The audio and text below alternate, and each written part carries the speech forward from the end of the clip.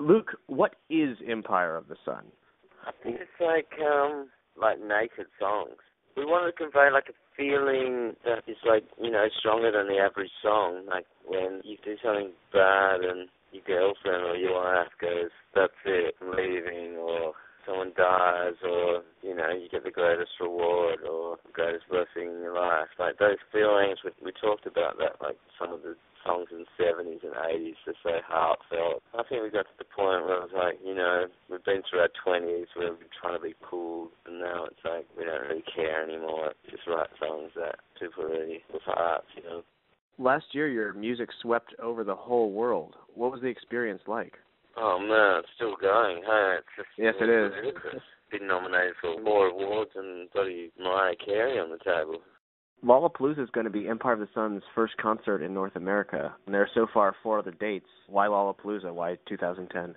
Oh, we've been waiting to get the States for so long, and that came through. Terry Farrell called up and was like, I want you to headline the whole dance stage. And we were like, sure, Perry, for you. Happy, And then the New York shows, the New York and LA shows, went on sale. They both sold out straight away. Then the second LA show sold out, and then the third one. No, we're on tour on the second New York show. It's like, man, I think we're just going to start at the big ones and then see if anyone else throws out the fishing line. Is your stage show at Lolla or any of your North American shows going to be different from your previous tours? Yeah, I think we've been writing a lot more kind of disco and upbeat kind of punk kind of stuff, so I don't know, a bit more flamboyant, I think, like a bit more explosive. We're starting getting explosives. I think at festivals they're kind of alright, but a lot more fire and smoke, and it's going to be pretty special. Are there any teasers of the spectacle we're going to see at Lollapalooza that you'd like to... Oh, I don't know, what can I say? The show's epic, but I think now I spoke to a mixer and we're going to get that tone that gives girls an orgasm on the first song. Perfect. Girls have an orgasm, guys just get a boner. It's going to be a lot more lights. It's going to be epic. There's a reoccurring set of musicians that Empire of the Sun is frequently compared to. Is there someone that you'd compare your music to that no one has yet? Yeah, we used to get compared to MGMT, but we're not really going to get that anymore. Dreamcast, that new record. So yeah, we're pretty much on a solo train now. Do you design your own costumes? Yeah. Me and my wife and our designer A-Rock. She's from Sydney. She's really crazy. We just kind of look at all images from wherever. And the catwalk shows are always good because you know that they're never going to use it. They do these flamboyant catwalk shows. So it's like, that looks amazing. And then it's like, well, they're pretty much just showing off the pair of underpants or something the girl's wearing. You know that she's never going to wear this amazing headdress or amazing jacket she's wearing. So it's like, we'll just steal pretty much all of that, and you can take your underpants and sell them for €1,000 in Paris. That'd be fine. A lot of your fashion's modeled after the pomp of ancient civilizations. Is there an ancient culture that you admire most? We just played to 100,000 people in Mexico, and Mexico to me, since we shot the We Are the People video, always felt like the psychedelic Australia. So I think like the Aztecs, kind of close, I've always loved those kind of designs. Tell me about the Swordfish Girls. Yeah, well, we've got the song on the record, Swordfish Hot Kiss Night, which is kind of like the Emperor goes to the heathen town, and that the modern world goes with the heathen. It's like Jesus Christ on weblog, like Jesus Christ is weblogging. And so we got the swordfish masks made for the videos down on the shore by the Star Wars guys, actually.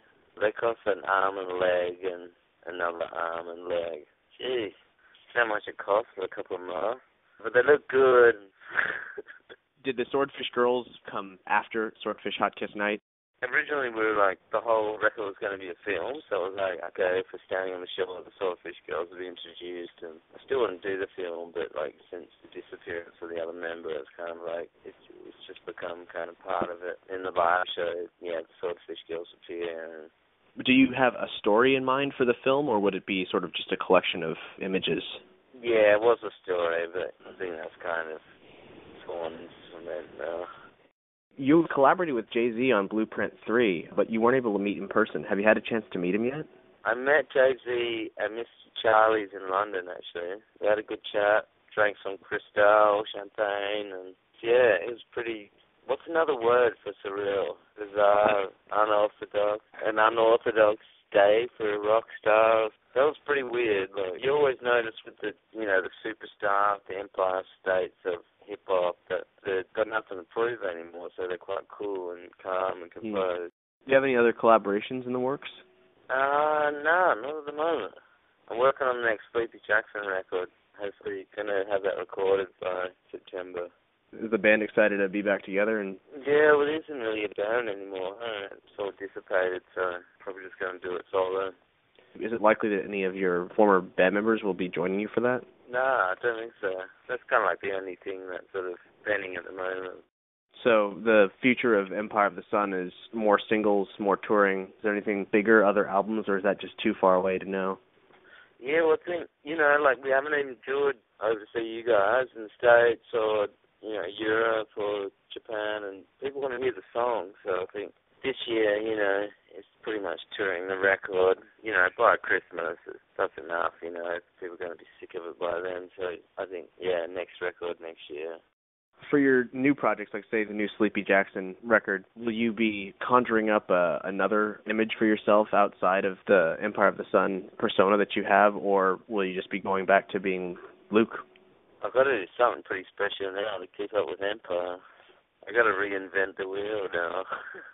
I think the whole Empire experience of being famous and hearing songs on the radio has been sort of infectious to me. I really do love pop music, but I think hearing, my own track in clubs like all around the world and on big radio stations has been really infectious, So I want to make something which is like quite hi-fi, I love the sound of hi-fi, I'm sick of indie. I want stuff that people can dance to and people can groove to. So I want it to be like those records that people want to put on, before they go to a club or something, I want to make a great album.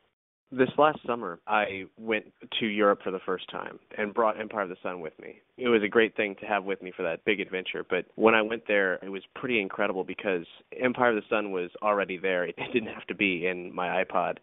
I was in an art college, and there was a 16-year-old girl who had it on her iPod, and she was listening to it, and I was driving through Italy on a bunch of country roads, and there were fields of sunflowers everywhere, and it was on the radio, and it was playing over the loudspeakers at Italian gas stations. Hearing your music everywhere in that summer was incredible. I think the summer of 2009 will undoubtedly stand out as being your summer. It was just permeating that entire atmosphere. It was gorgeous. Wow, thanks, man. Man, they're the stories that you write songs for, huh? That's what you live for, huh, as a musician, man. To hear those things, huh? You never hear them, huh? But when you do, man, it takes your breath away.